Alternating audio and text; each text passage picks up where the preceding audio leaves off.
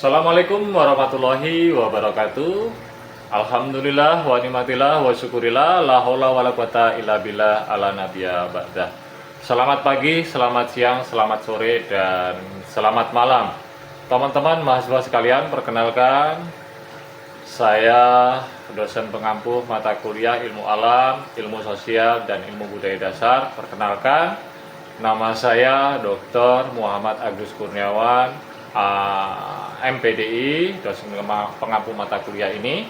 Dan dengan penuh rasa syukur saya mengucapkan selamat datang pada pertemuan pertama kita dalam mata kuliah yang terintegrasi ini. Hari ini kita akan melakukan eksplorasi dan pembelajaran yang menggabungkan keilmuan, karena termasuk mata kuliah nasional. Otomatis ada penggabungan keilmuan dari keilmuan pendidikan agama Islam, kemudian manajemen pendidikan Islam, dan pendidikan guru madrasah ibtidaiyah.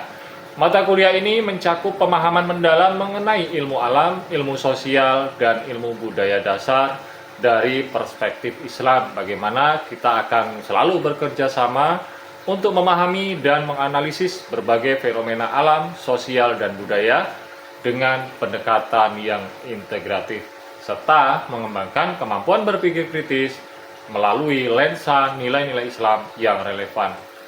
Sistem pembelajarannya, kita akan menggunakan perkuliahan yang dengan menggunakan sistem pembelajaran hybrid yang menggabungkan pembelajaran tatap muka dan daring, di mana kita akan memanfaatkan platform digital agar proses pembelajaran dapat berlangsung dengan lancar, efektif, dan efisien. Pastikan sahabat-sahabat mahasiswa semua telah mengakses platform yang telah disediakan dan siap berpartisipasi aktif dalam pembelajaran kita. Teman-teman mahasiswa semuanya, dalam perjalanan perkuliahan ini, penilaian akan dilakukan berdasarkan panduan evaluasi yang jelas. Penilaian meliputi kehadiran 75%, kemudian tugas, lalu ujian tengah semester atau UTS, dan ujian akhir semester atau UAS, dan partisipasi aktif dalam diskusi. Tentu kriteria penilaian ini akan mengikuti capaian pembelajaran yang telah ditetapkan, yaitu memahami konsep dasar IAD, ISD, dan IPD dalam perspektif Islam, menganalisis fenomena alam, sosial, dan budaya dengan pendekatan integratif Islam. Selanjutnya, mengembangkan kemampuan berpikir kritis dalam memahami hubungan antara sains, sosial, budaya, dan Islam, serta menerapkan nilai-nilai Islam dalam konteks ilmu pengetahuan modern. Mari kita bersama-sama memulai perjalanan belajar ini dengan semangat dan komitmen.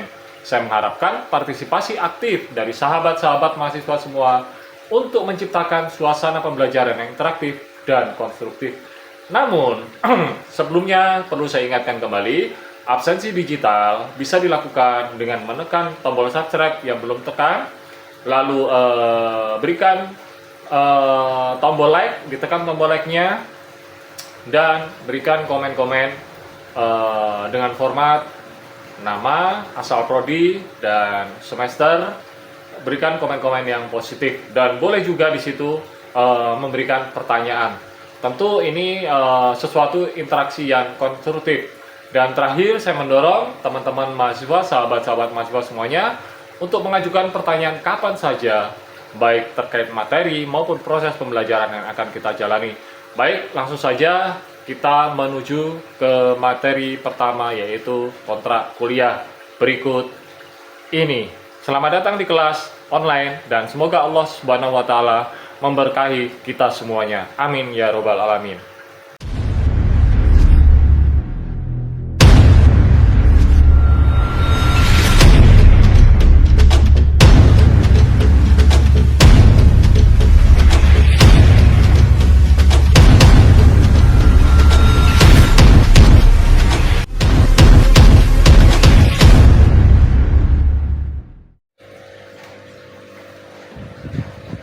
Baik teman-teman mahasiswa, sahabat-sahabatku semuanya, kita lanjutkan masuk kepada materi pertama, yaitu tentang pengenalan mata kuliah, di mana kita memperkenalkan mata kuliah yang akan dikaji dalam proses kontrak belajar dan RPS atau pengenalan mata kuliah. Pertemuan pertama ini tentu akan memperkenalkan mata kuliah ilmu alam, ilmu sosial, dan ilmu budaya dasar.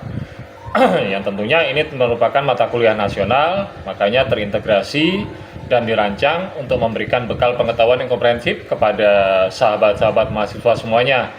Dalam konteks ini, mata kuliah IAD, ISD, dan IPD itu akan terintegrasi dengan pendidikan agama Islam, manajemen pendidikan Islam, dan pendidikan guru madrasah ibtidaiyah yang disatukan untuk menciptakan sinergi antara aspek keagamaan, manajerial, serta pedagogis. Dengan demikian, mahasiswa tidak hanya mempelajari masing-masing mata kuliah secara terpisah, tapi juga memahami keterkaitan antara satu ilmu dengan lainnya. Hal ini tentu diharapkan dapat menyiapkan mereka untuk menghadapi tantangan dunia pendidikan yang semakin kompleks, terutama dalam konteks pendidikan Islam. Tujuan pembelajaran dari pembelajaran IAD, ISD, dan IPD ini yaitu integrasi, yaitu untuk menciptakan pengalaman belajar yang holistik, di mana mahasiswa dapat melihat aplikasi praktis dari teori yang mereka pelajari. Misalnya, memahami tentang nilai-nilai agama dalam konteks manajemen pendidikan. Nilai-nilai agama adalah miliknya pendidikan agama Islam, kemudian konteks manajemen pendidikan yaitu melalui pengelolaannya, dan pedagogi melalui pendidikan guru madrasah ibtidaiyah. Nah, dengan pendekatan yang terpadu ini, mahasiswa diharapkan bisa menjadi guru yang tidak hanya unggul dalam pengajaran, tapi juga dalam manajemen tata kelola dan penerapan nilai-nilai spiritual dalam kehidupan sehari-hari. Selanjutnya, komponen ilmu dasar.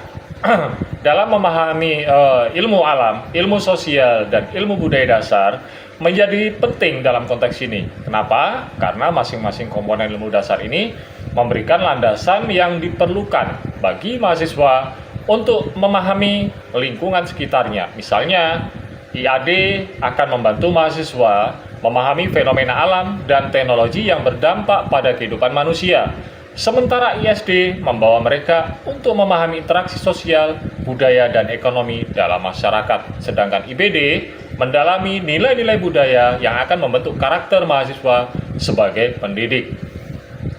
Teman-teman, sahabat-sahabatku semuanya, para mahasiswa sekalian, sistem pembelajaran kita dalam pertemuan kita ini menggunakan sistem pembelajaran hybrid, yaitu gabungan antara pembelajaran tatap muka dan pembelajaran daring, yang tentu memanfaatkan teknologi untuk memperkaya pengalaman belajar, di mana pembelajaran tatap muka memungkinkan interaksi langsung antara dosen dengan mahasiswa.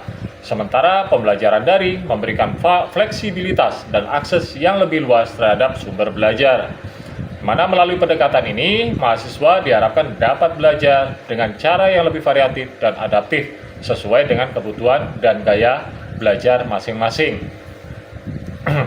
Dalam pembelajaran daring, tentunya harus ada ketersediaan platform digital juga dalam pembelajaran hybrid, karena menjadi fokus dalam pembahasan, di mana platform tersebut memberikan fasilitas bagi mahasiswa untuk mengakses mata kuliah, kemudian berdiskusi dengan teman sebaya, dan mengumpulkan tugas secara online. Dosen akan menyediakan materi pembelajaran yang dapat diakses kapan saja, sehingga mahasiswa yang merasa kesulitan dalam memahami materi dapat mengulanginya sesuai kebutuhan. Tentu hal ini akan memberikan kesempatan bagi mereka untuk belajar secara mandiri sekaligus memfasilitasi kolaborasi dalam proses pembelajaran. Kemudian, mekanisme penilaian sebagai panduan untuk mahasiswa juga menjadi topik penting yang akan dibahas dalam pertemuan ini, di mana penilaian tidak hanya berfokus pada hasil belajar akhir melalui ujian, tapi juga melibatkan tugas-tugas yang akan dilakukan sepanjang semester, di mana tugas-tugas ini dirancang untuk mendorong mahasiswa berpikir kritis dan kreatif dalam menerapkan ilmu yang didapat. Nah, partisipasi aktif mahasiswa dalam setiap sesi pembelajaran akan menjadi bagian dari penilaian, di mana keterlibatan mereka dalam diskusi dan kontribusi ide akan dihargai. Penilaian secara transparan berdasarkan panduan evaluasi yang telah disusun akan diterapkan cakupan beberapa aspek seperti kualitas tugas yang dikerjakan, pemahaman yang ditunjukkan saat ujian, dan partisipasi aktif di dalam kelas atau absensi. Dengan keterbukaan mengenai apa yang diharapkan dari setiap mahasiswa, diharapkan mereka akan lebih termotivasi untuk menjalani proses belajar dengan serius dan bertanggung jawab. Mahasiswa juga didorong untuk memberikan umpan balik terhadap metode pengajaran yang digunakan oleh dosen, sehingga proses pembelajaran dapat ditingkatkan secara berkelanjutan.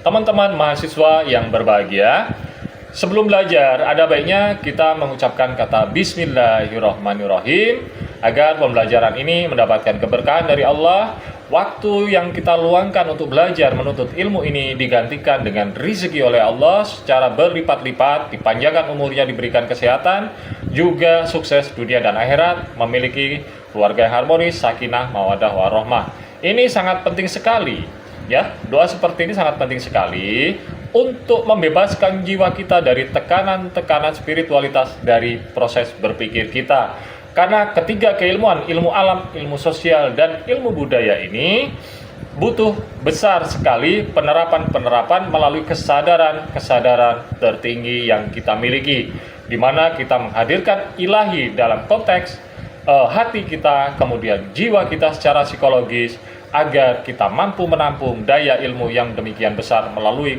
tiga keilmuan yang tergabung menjadi satu. Nah, hal ini penting untuk kita sebagai pembelajar di sini, agar konteks kita tidak dikendalikan oleh proses berpikir kita, namun justru kitalah yang mengendalikan pemikiran kita. Karena keterbatasan pemikiran kita membuat kita terbatas dalam ruang lingkup penampungan terhadap keilmuan.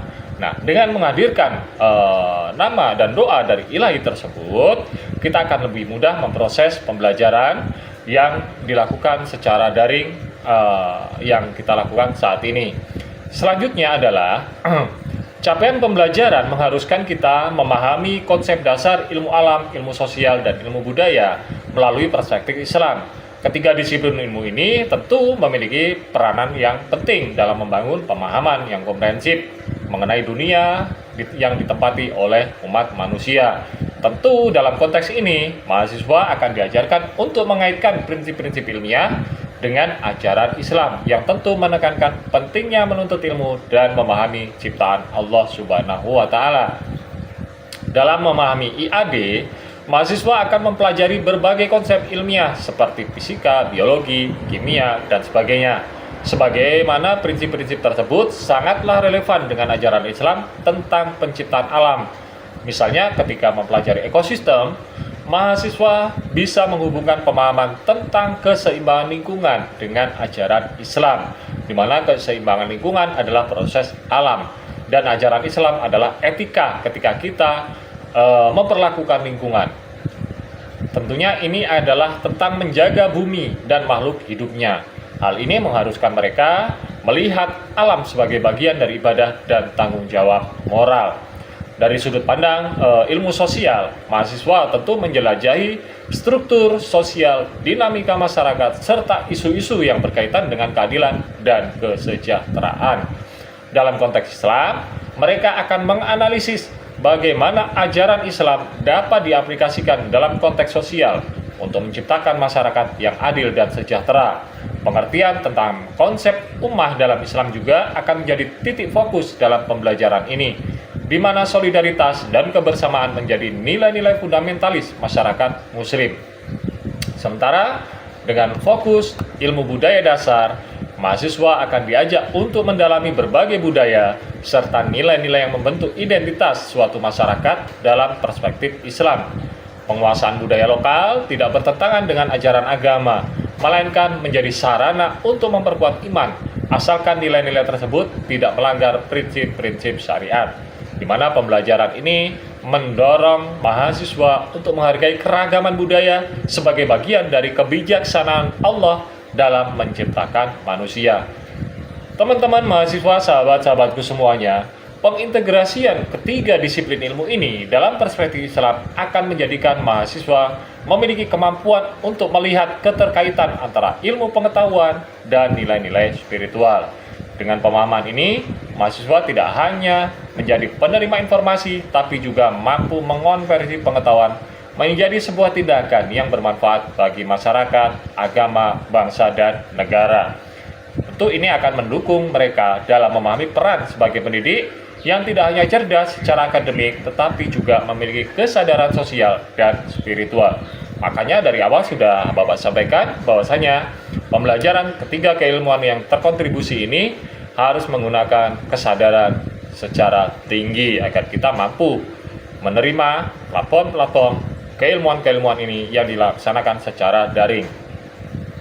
Selanjutnya adalah capaian pembelajaran kedua yang menuntut mahasiswa untuk menganalisis fenomena alam sosial dan budaya dengan pendekatan integratif Islam, di mana analisis ini membutuhkan kemampuan untuk melihat keterkaitan dan saling ketergantungan antara berbagai disiplin ilmu.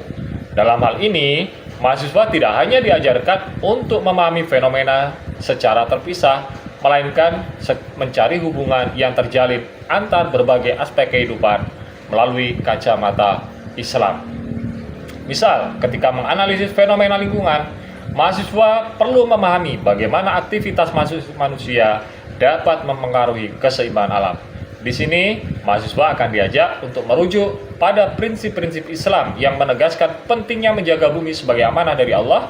Dengan memahami resiko lingkungan seperti perubahan iklim, mahasiswa akan belajar bagaimana mereka dapat berkontribusi dalam upaya pelestarian lingkungan berdasarkan ajaran Islam. Nah, dalam konteks fenomena sosial, mahasiswa akan diajak untuk menganalisis isu-isu seperti kemiskinan, ketidakadilan, dan kekerasan dengan pendekatan yang mempertimbangkan nilai-nilai Islam. Mereka diharapkan dapat memahami peran masyarakat dalam menciptakan tafsir terhadap ajaran Islam yang inklusif, berkeadilan, dan tentunya damai. Melalui pembelajaran ini, mahasiswa tidak hanya belajar untuk menganalisis, tapi juga mengembangkan solusi berdasarkan ajaran Islam yang dapat diterapkan dalam masyarakat.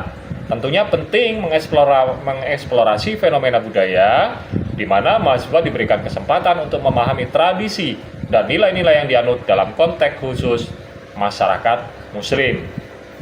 Mereka perlu belajar bagaimana cara menghargai berbagai ekspresi budaya sambil tetap berpegang pada prinsip-prinsip Islam. Nah, analisis ini bertujuan untuk menemukan titik temu antara nilai-nilai tradisional dan konteks modern tanpa kehilangan jejak jati diri sebagai umat Islam. Melalui pendekatan integratif, tentunya kita juga diarahkan untuk mengembangkan keterampilan berpikir kritis, di mana harus menilai informasi dengan objektif dan relevan, serta berani mempertanyakan fenomena sosial yang terjadi di sekitarnya. Karena dengan berpikir kritis diharapkan dapat memberikan kritik yang membangun terhadap fenomena yang tidak sesuai dengan ajaran Islam, serta mengupayakan solusi yang lebih baik. Teman-teman mahasiswa yang berbahagia, capaian pembelajaran ketiga terfokus pada pengembangan kemampuan berpikir kritis mahasiswa dalam memahami lingkungan, memahami hubungan antara sains, sosial, budaya, dan Islam. Tentu pengembangan kemampuan berpikir kritis adalah esensial karena dunia saat ini membutuhkan orang-orang yang tidak hanya menerima informasi secara pasif, melainkan mampu menganalisis dan memahami substansi dari informasi tersebut. Dalam konteks pendidikan Islam, keterampilan ini menjadi kunci untuk menciptakan para profesional yang mampu menjembatani ilmu pengetahuan dan nilai-nilai agama. Dalam proses pembelajaran ini, mahasiswa akan diajarkan metode ilmiah yang dapat digunakan untuk memecahkan masalah. Mereka akan dikenalkan dengan cara-cara sistematis dalam mengevaluasi argumen dan data, sehingga dapat memisahkan antara fakta dan opini. Ini menjadi penting, terutama dalam dunia yang banyak dipengaruhi dan banyak dipenuhi dengan informasi yang tidak valid. Nah, dengan pemahaman ini, mahasiswa diharapkan dapat mengaplikasikan pendekatan ilmiah dalam memecahkan masalah sosial dan budaya yang ada. Sebagai contoh, ketika membahas masalah sosial seperti kesenjangan ekonomi, mahasiswa dapat menggunakan data statistik dan teori-teori sosial yang relevan untuk memahami akar permasalahan tersebut. Dengan berpikir kritis, mereka juga akan mampu mengaitkan masalah tersebut dengan prinsip-prinsip Islam yang mengedepankan keadilan sosial dan kesejahteraan untuk semua pihak. Sehingga apa yang terlihat di permukaan tidak selalu mencerminkan keseluruhan realitas. Dan keterampilan ini akan membantu mahasiswa dalam melihat konteks yang lebih dalam. Karena pembelajaran berpikir kritis juga akan melibatkan diskusi dan debat terbuka. Tentu, dengan metode ini, kita akan diberikan kesempatan menyatakan pandangan mereka dan respon pandangan orang lain. Dan hal ini menciptakan lingkungan belajar yang dinamis, di mana setiap mahasiswa didorong untuk berkontribusi secara aktif. Dengan memfasilitasi lingkungan diskusi ini, mahasiswa belajar untuk memberikan argumen yang mendukung, mempertahankan pendapat mereka, dan menerima kritik dengan sikap terbuka. Ini sangat berfungsi sekali untuk melatih penguasaan berpikir kritis yang akan membantu mahasiswa dalam memformulasikan pemikiran mereka terkait dengan hubungan antara sains dan agama. Karena banyak sekali konflik yang muncul antara temuan ilmiah dan doktrin agama, dan kemampuan untuk berpikir kritis menjadi kunci dalam mendamaikan pandangan-pandangan yang berbeda. Dengan demikian, mahasiswa tidak hanya menjadi ilmuwan atau pendidik, tapi juga menjadi jembatan antara ilmu pengetahuan dan iman. Tapi perlu diingat teman-teman, sahabat-sahabatku mahasiswa semuanya, penugasan nanti cukup dengan diskusi, ya, tidak perlu dengan berdebat. Diskusi di mana nanti platformnya bisa digunakan melalui Google, ya, melalui AI. Diskusinya bahannya materinya dari AI, kemudian nanti pertanyaan dan jawabannya juga bisa diadopsi juga dari aplikasi tersebut. Nah, itu sangat mempermudah karena menteri kita sudah menganjurkan diperbolehkan menggunakan AI. Yang penting kita tidak dikendalikan oleh AI, tapi sebagai fasilitas digital mempercepat proses pembelajaran. Baik, karena keterbatasan berpikir kita, ya, sehingga menjadikan kesenjangan antara waktu dengan realita. Makanya AI itu diciptakan untuk membantu kita dalam mengintelektualkan diri kita dengan kesadaran tertinggi dan tidak terbatas oleh pikiran yang kita miliki. Kemudian, capaian pembelajaran keempat adalah mengenai penerapan nilai-nilai Islam dalam konteks ilmu pengetahuan modern, di mana di era global ini, kemajuan teknologi penting bagi mahasiswa tidak hanya menguasai ilmu pengetahuan, tetapi juga memiliki landasan nilai yang kuat berdasarkan ajaran-ajaran Islam, di mana nilai-nilai ini akan memandu mereka dalam melakukan penelitian, pengajaran, dan praktik di bidang yang mereka geluti. Dan tentu penerapan nilai-nilai Islam dalam penelitian ilmiah adalah salah satu aspek yang penting, mana mahasiswa akan diajarkan untuk melakukan penelitian dengan integritas, kejujuran, dan tanggung jawab yang merupakan bagian dari etika Islam.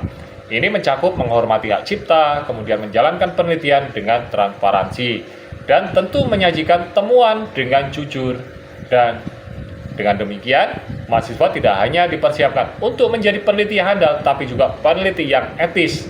Saat terjun ke dunia pendidikan, mahasiswa akan diminta menerapkan nilai-nilai Islam dalam kurikulum dan proses pembelajaran, dan menggunakan pendekatan pedagogis yang bertanggung jawab. Mereka akan mendukung pengembangan karakter dan akhlak daripada siswa. Tentu, lebih jauh lagi, mahasiswa akan diajak untuk berpikir kreatif dalam menemukan cara agar nilai-nilai Islam dapat terintegrasi dalam konteks ilmu pengetahuan modern. Misalnya, mereka bisa mengembangkan metode pembelajaran yang menarik bagi siswa dengan menggunakan teknologi informasi yang sesuai dengan nilai-nilai Islam. Dan inovasi dalam pendidikan yang bersesuaian dengan nilai-nilai Islam akan memperkaya proses belajar dan mengajar, serta memotivasi siswa untuk lebih menyukai ilmu pengetahuan.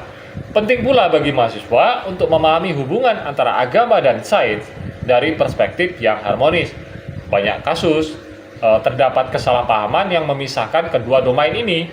Nah, melalui diskusi dan eksplorasi tema-tema kritis, mahasiswa diharapkan dapat menemukan bahwa sains dan agama sesungguhnya saling melengkapi.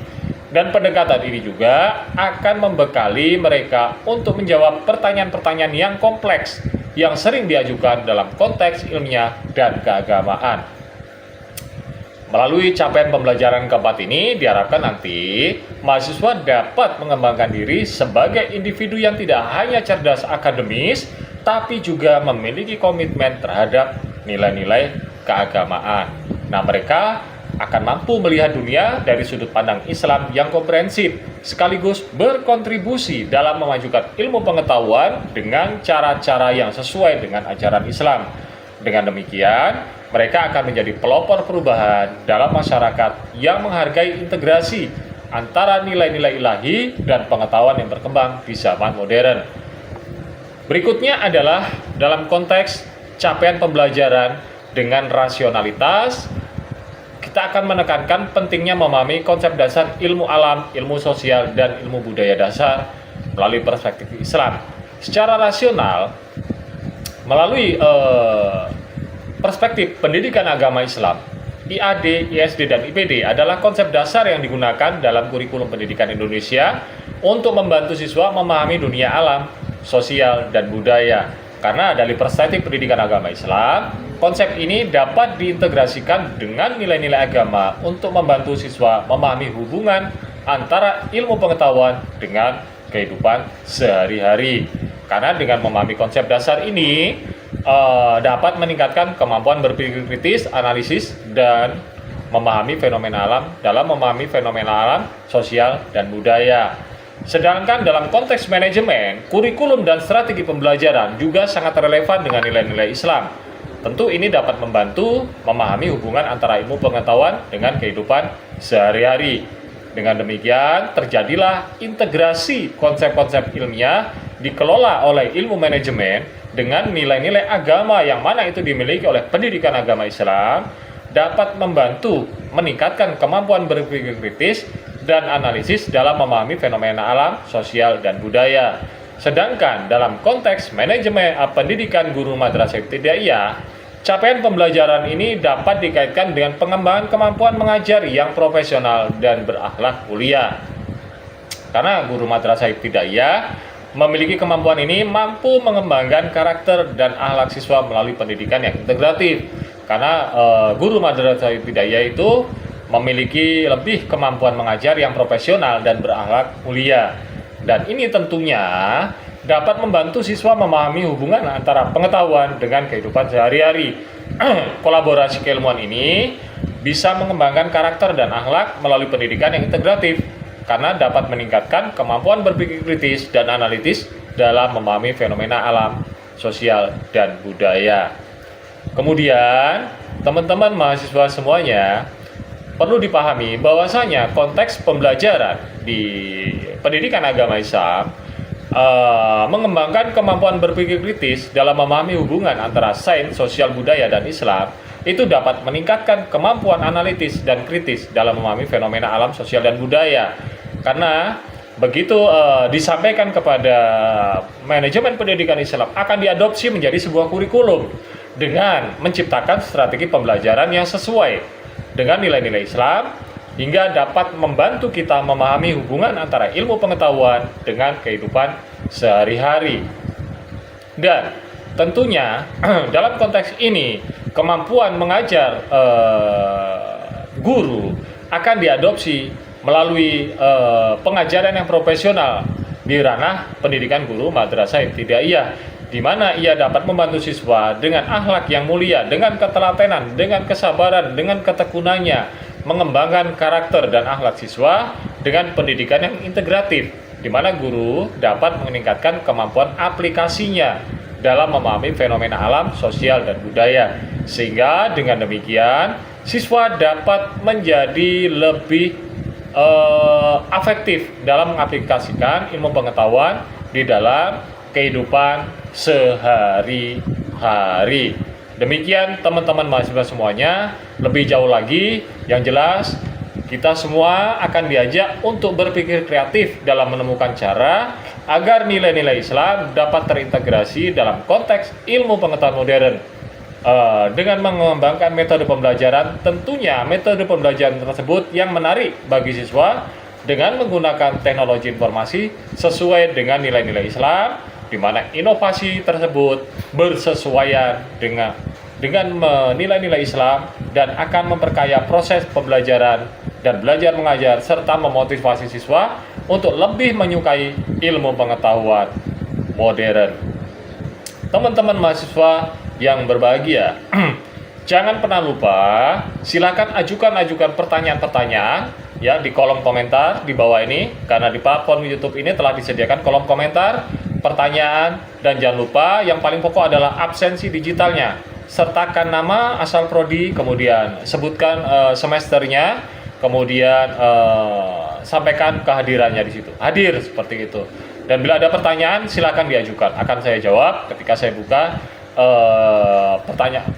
forum pertanyaannya, forum diskusinya.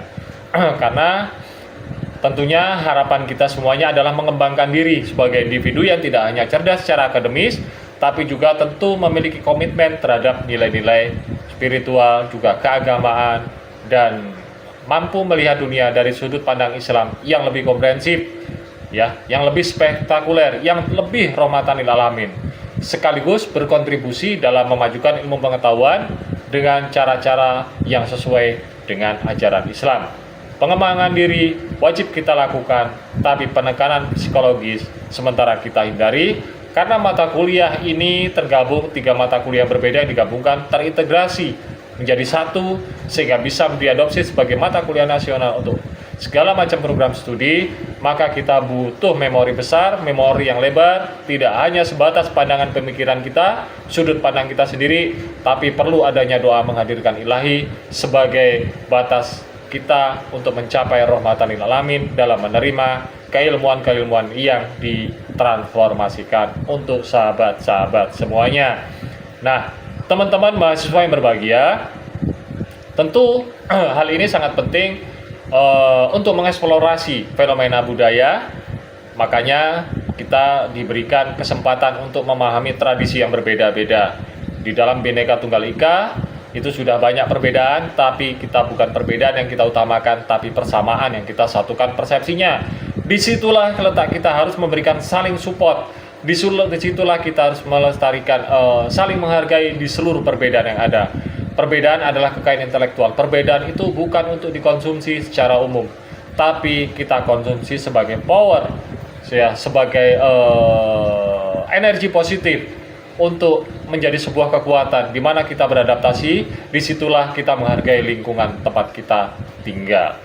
Demikian juga pengelolaan tentang alam, tentang sosial maupun tentang budaya, kita tetap bisa mengadopsi nilai-nilai persamaannya melalui kontribusi Bhinneka Tunggal Ika yang sudah diadopsi oleh kampus kita dengan pembelajaran multikulturalisme. Di mana ada perbedaan, disitulah kita harus bisa hidup, karena perbedaan itu merupakan power, yang merupakan energi positif, dan disitulah kita harus bisa meletakkan diri kita dengan memori-memori yang lebih luas lagi, dengan menghadirkan ilahi, karena tindakan tersebut sangat bermanfaat bagi masyarakat, menjaga kerukunan umat, dan ini akan mendukung dalam menjalani peran sebagai pendidik yang tidak hanya cerdas secara akademik, tetapi juga memiliki kesadaran sosial dan spiritual, sehingga kita bisa menghargai keragaman budaya, keragaman alam, dan keragaman sosial sebagai bagian dari kebijaksanaan